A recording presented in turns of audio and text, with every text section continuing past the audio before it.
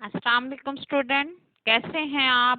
امید ہے کہ آپ سب خیریت سے ہوں گے۔ میں آپ کی کلاس 9th کی ٹیچر مس فاطمہ۔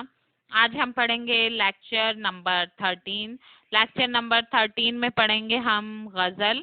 غزل ہماری کون سی ہے؟ غزل ہے ہماری ہستی اپنے حباب کی سی ہے۔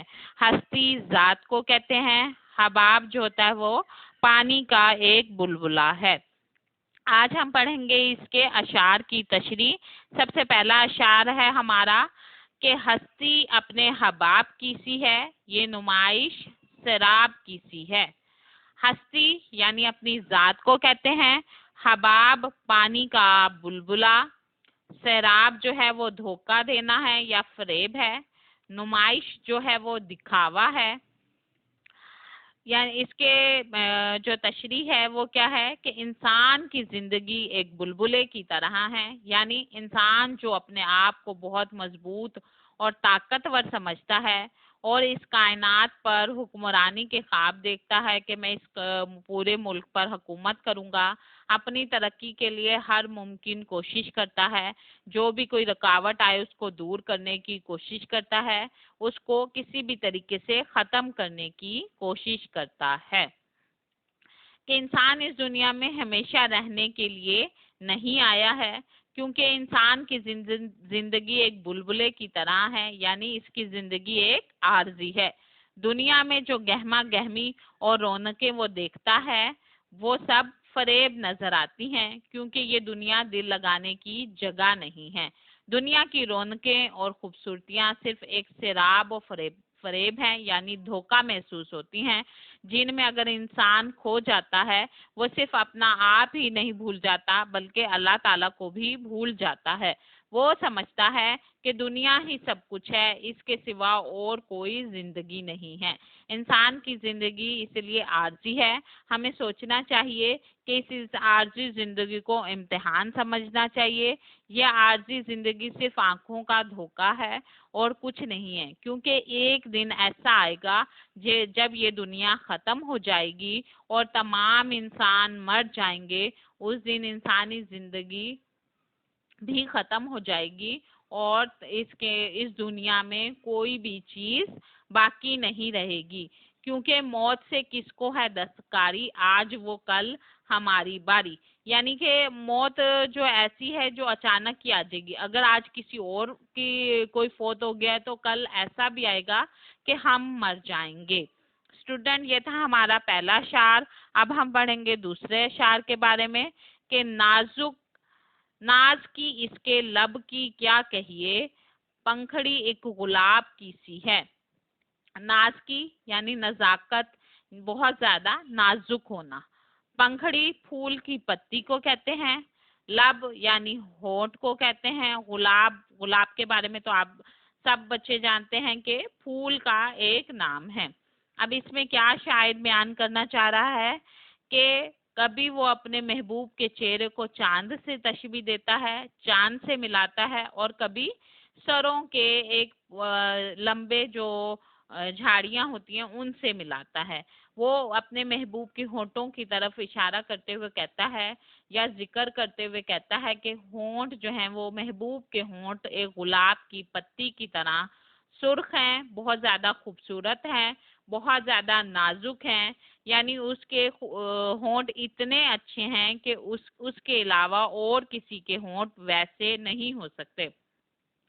کیوں وہ ایسے اتنا کہتا ہے؟ کیونکہ ہر شخص کو اپنا محبوب بہت پیارا لگتا ہے، اچھا لگتا ہے، اور اس کی ہر چیز اس کو خوبصورت لگتی ہے۔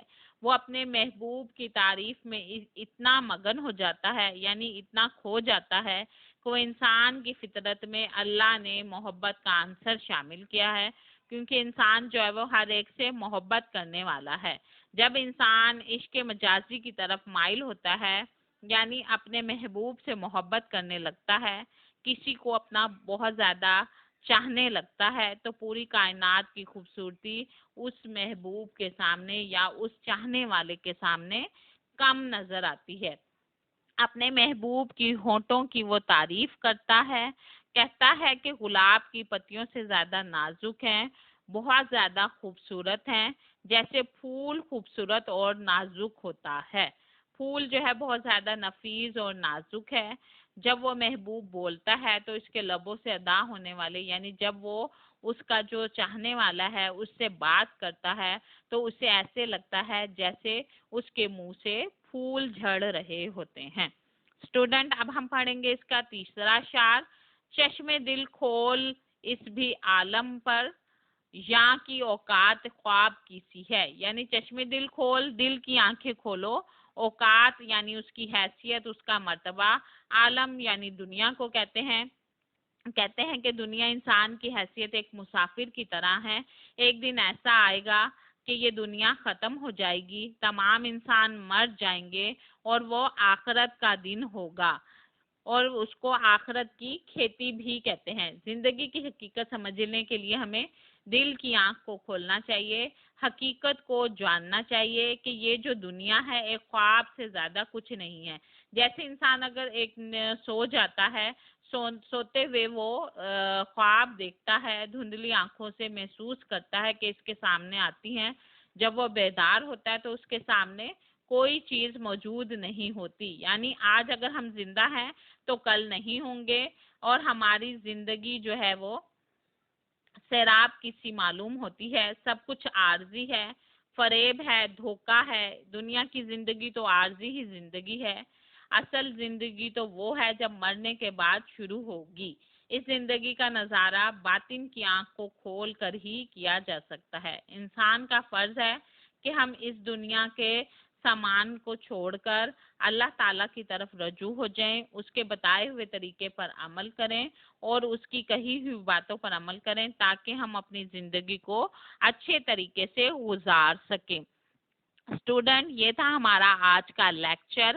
ہاں، آپ نے اسے اچھے سے ریوائز کرنا ہے اور اس کا کوئز سالو کرنا ہے. آپ نے اس کا کوئز ضرور سالو کرنا ہے. امید ہے کہ آپ کو ہماری بات سمجھ میں آ گئی ہوگی. اگر آپ کو میری بات سمجھ میں نہیں آئی ہے یا اگر آپ کا کوئی سوال ہے تو آپ ضرور پوچھ سکتے ہیں. آپ کو اس سوال کا جواب فوری دیا جائے گا. اسٹوڈنٹ، اگلے لیکچر میں ہم پڑھیں گے حصہ غزل ہستی اپنے حباب کی سی ہے.